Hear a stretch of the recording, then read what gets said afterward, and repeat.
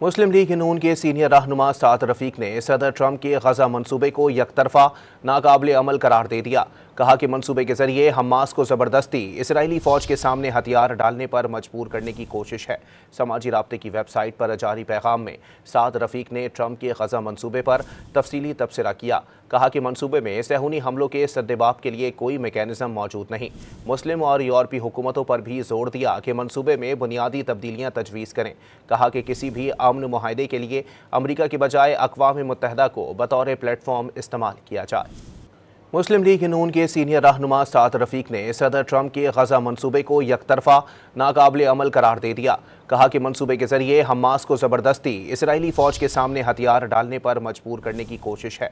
समाजी राब्ते की वेबसाइट पर जारी पैगाम में साद रफीक ने ट्रंप के गजा मंसूबे पर तफसीली तबसरा किया। कहा कि मंसूबे में सहूनी हमलों के सद्देबाप के लिए कोई मैकेनिज़्म मौजूद नहीं।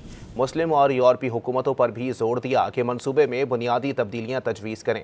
कहा कि किसी भी अमन मुआहदे के लिए अमरीका के बजाय अक़वाम मुत्तहिदा को बतौर प्लेटफॉर्म इस्तेमाल किया जाए।